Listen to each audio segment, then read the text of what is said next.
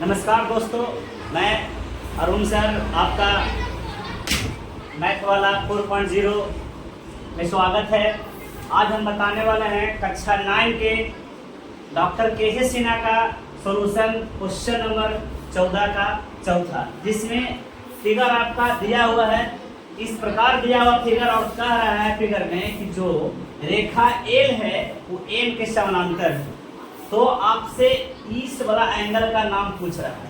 तो सबसे पहले बात, इसका मान ज्ञात करने के लिए हम इस पॉइंट और इस पॉइंट का नाम हम दे देंगे अपने मन से। इस पॉइंट का नाम P, इस पॉइंट का नाम हम देंगे Q, इस पॉइंट का नाम देंगे R, इस पॉइंट का नाम देंगे S। अब सबसे पहली बात आपको एक चीज पता होना चाहिए कि यदि किसी समानांतर रेखा को कोई तिर्यक रेखा काटती है तो एक ही ओर बने अंतःकोण, चाहे तो आपका अंतःकोण ए साइड दोनों बने या ए साइड दोनों बने।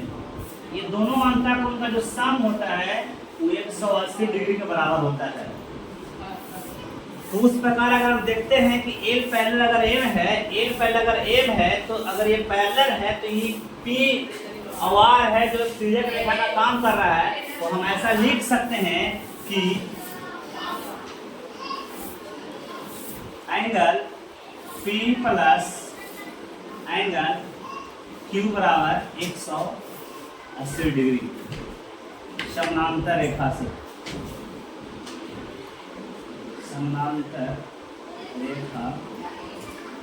से। आप छोट देखिएगा P और Q में ये वाला एंगल दोनों मिला के आपका 180 होगा।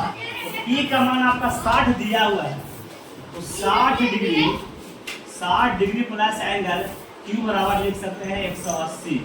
अब एंगल Q बराबर हो जाएगा 180 माइनस 60, यानी एंगल Q बराबर हो जाएगा 120 डिग्री। यहाँ आपका मान मिल गया। ये इस एंगल का मान हमको पता चल गया 120 डिग्री। अभी आपको पता हुआ है और हम बात बताए थे कि अगर कोई रेखा को कोई दूसरी रेखा काटती है तो जिसके वर्टिकल अपोजिट एंगल्स होते हैं, यानी सम्मुख कोण होते हैं जो आपस में बराबर होते हैं। तो इसका मतलब एंगल MQP बराबर हो जाएगा एंगल MQP, इस एंगल का नाम है Q का, MQP बराबर हो जाएगा RQS बराबर RQS। ऐसे वर्टिकल अपोजिट एंगल्स, यानी सम्मुख कोण का ये या शीर्षाभिमुख कोण का ये से आपका ये बराबर हो जाएगा। इसका मतलब इस कोण का भी मान हमें पता चल गया 120 डिग्री, यानी हम लिख सकते हैं MQP का मान हमें पता है बाबू कितना है 120 डिग्री। तो हम एंगल RQS बराबर हमें पता हो गया, इसलिए हम लिख सकते हैं कि एंगल RQS बराबर हो गया 120 डिग्री। ये 120 हो गया, ये 50 हो गया। तो ध्यान दीजिएगा RQS एक त्रिभुज बन रहा है और एक थ्योरम हम आपको सिद्ध करके बता दिए हैं। अगर इस थ्योरम को देखना चाहते हैं तो पिछला वीडियो में जाकर देख सकते हैं। हम बताए थे कि अगर कोई त्रिभुज कोई भुजा को बढ़ाया जाए तो उसका जो बहिष कोण होता है तो सुदूर अंतःकोण के योग के बराबर होता है। हम पहले इस थ्योरम को सिद्ध कर चुके हैं और ये किसी भी त्रिभुज के लिए फॉलो करता है, चाहे समबाहु हो, समद्विबाहु हो या विषमबाहु हो, ये सभी त्रिभुज के लिए फॉलो करता है। तो इस प्रकार हम लिख सकते हैं त्रिभुज RQS में देखिएगा छोटू प्यारे भाई मेरे, देखिएगा RQS एक त्रिभुज बन रहा है और इस भुजा को S को बढ़ाया गया है तो X है वो आपका बहिष कोण का काम करेगा। तो हम लिख सकते हैं angle RQS plus QRS, angle QRS बराबर आपका हो जाएगा एंगल QS। इसका नाम हम रिलेशन यहाँ पे कर दे सकते हैं, अगर इसका नाम दे सकते हैं T दे सकते हैं, तो क्या हो जाएगा RST बराबर देख सकते हैं एंगल RST। कैसे? सम्मुख कोण से। इसको आप निकाल दीजिएगा थोड़ा सा, सम्मुख कोण से, सम्मुख कोण से। अब बताइए आर क्यू एस का मान कितना है 120 डिग्री। क्यू आर एस का मान भी हमें पता है 50 डिग्री। हमें ज्ञात क्या करना था, हमें ज्ञात करना था इसका मान। इसका मतलब कह सकते हैं कि आर एस टी का मतलब होता है आर एस टी बराबर हो जाएगा एंगल आर एस टी। तो लिख सकते हैं 120 और 50 170 डिग्री बराबर एंगल आर एस टी। इसलिए लिख सकते हैं कि एंगल आर एस टी बराबर 170 डिग्री ज्ञात हो गया। अब देखिएगा प्यारे भाई, ये 14 का क्वेश्चन नंबर 5वां है, जिसमें अब फिगर दिए हुए है ए बी सी, और इसमें कह रहा है कि ए बी है जो ए सी के बराबर, यानी ये वाला भुजा पूरा है ए बी जो ए सी के बराबर है। हम कह सकते हैं कि ए बी सी एक कैसा त्रिभुज है, तो समद्विबाहु त्रिभुज है। एक बात आपको पता होना चाहिए कि समूह यानी समान भुजा के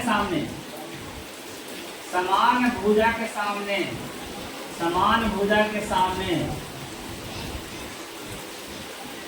सामने का कोण होता है, क्या होता है, बराबर होता है। ये वाला बात आपको पता होना चाहिए। त्रिभुज में फॉलो करता है, और ये फॉलो केवल करता है समद्विबाहु त्रिभुज में।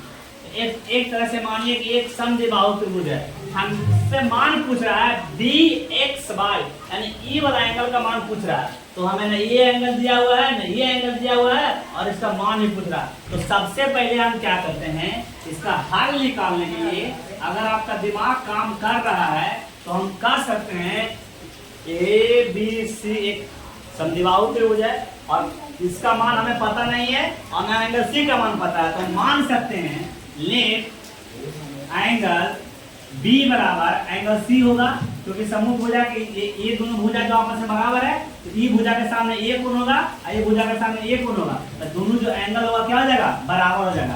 तो हम क्या करते हैं कि हम एंगल बी बराबर मान लेते हैं अभी लेट एंगल ए बराबर एंगल बी बराबर x डिग्री, यानी इसको हम x डिग्री मान लेते हैं। अगर ये x डिग्री होगा तो ये भी x डिग्री होगा। अब हम त्रिभुज ए बी सी में चलते हैं। त्रिभुज ए बी सी में हमको पता है angle A plus angle B plus angle C बराबर होता है 180 डिग्री त्रिभुज के तीनों कोण से।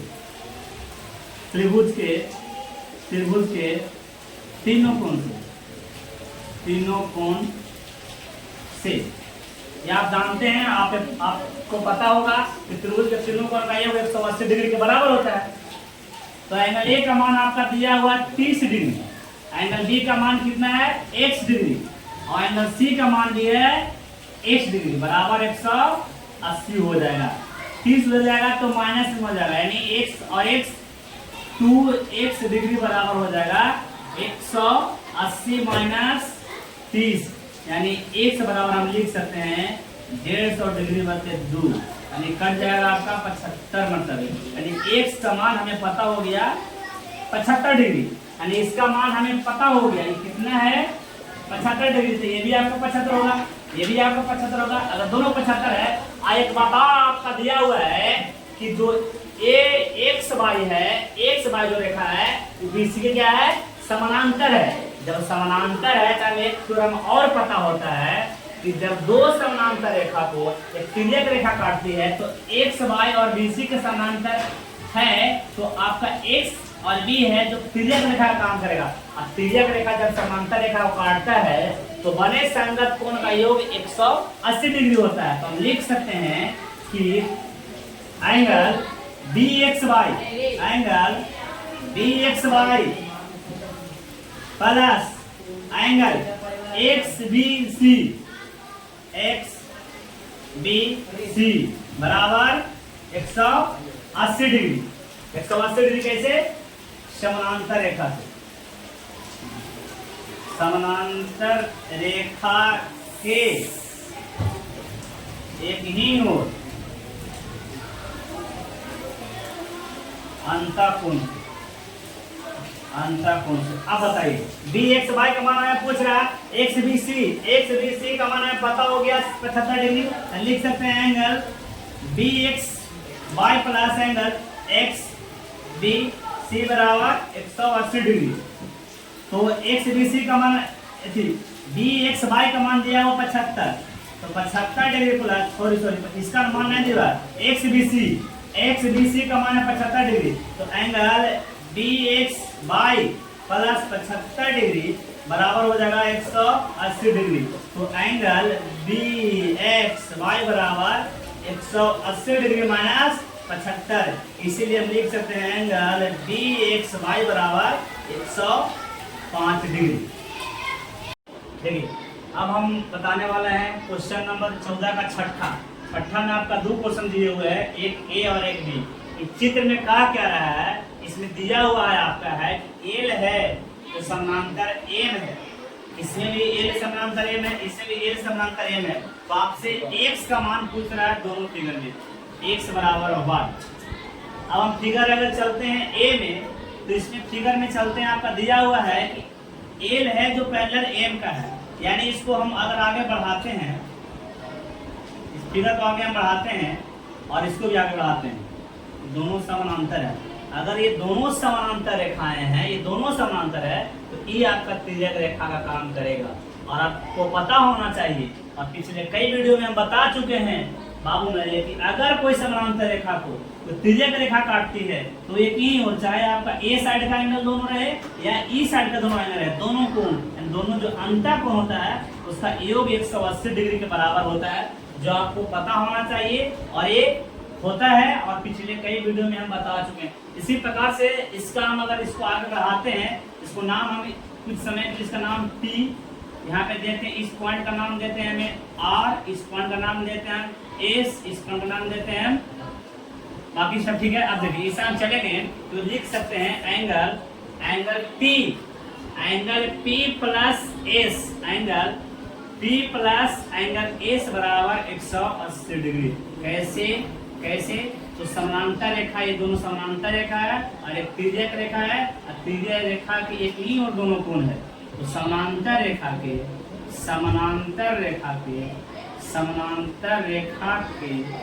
एक ही हो अंतःकोण से। तो angle P plus angle S बराबर 180, और एंगल P का मान आपको दिया हुआ है 100 डिग्री, तो 100 डिग्री प्लस एंगल S बराबर 180 डिग्री, एंगल S बराबर आपका मान मिल गया 80 डिग्री, यानी इसका मान हमें पता हो गया 80, इसका मान हमें पता हो गया 80। अगर ध्यान दीजिएगा तो ये आपका एक सरल रेखा है, और सरल रेखा पर जितना भी कोण बनता है उसका माप होता है 180 डिग्री। तो हम लिख सकते हैं कि एंगल PSR यानी PSR ये बना कोण लेने हैं, और फिर ले रहे हैं RSQ प्लस एंगल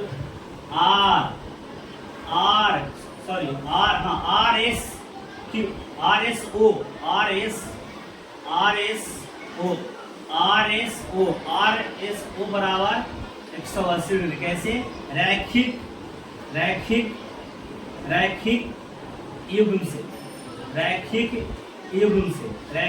से आपका एंगल PSR का मान दिया हुआ है 80 डिग्री, तो एंगल RSO बराबर हो जाएगा 180 डिग्री, यानी एंगल RSO बराबर हो जाएगा 180 डिग्री माइनस 80, यानी एंगल RSO बराबर हो जाएगा आपका 180 में 80 जाएगा, यानी 100 डिग्री, यानी इसका मान आपको पता चल गया 100 डिग्री। आप ध्यान दीजिएगा SOR एक त्रिभुज बन रहा है, SOR ध्यान दीजिएगा बच्चों, SOR एक त्रिभुज बन रहा है। एक तो हम आपको पीछे शेयर कर चुके हैं पिछले वीडियो में, यदि किसी त्रिभुज की एक भुजा, चाहे ये भुजा आपका बढ़ाए चाहे कोई भुजा को बढ़ाए, तो इसका जो बहिष कोण होता है, ये दोनों सुदूर अंतःकोण यानी ये दोनों अंतःकोण के योग के बराबर होता है, तो हम लिख सकते हैं त्रिभुज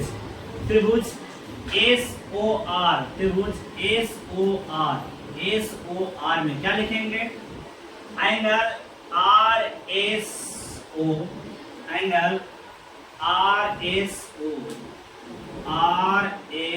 ओ plus S O R, angle S O R बराबर आपका हो जाएगा एंगल ओ आर एम, बराबर एंगल हो जाएगा ओ आर एम। कैसे भाई?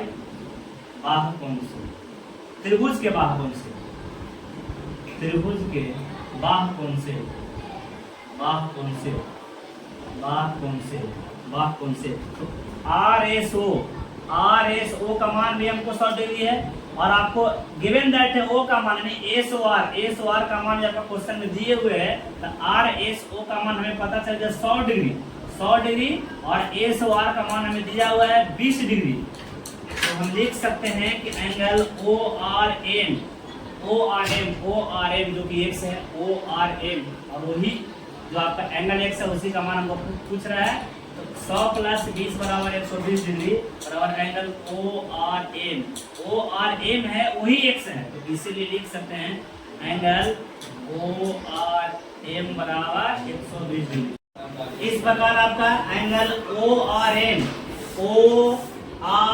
यानी जो पूछ रहा था एक्स का मान हमें पता होगा 120 डिग्री। ठीक इसी प्रकार से आप 14 का जो छठा का भी है आप बना सकते हैं। यदि बंधु मेरे अगर आपसे नहीं बने तो आप कमेंट कीजिएगा, आपको हम बना करके नेक्स्ट वीडियो में से हम डाल देंगे।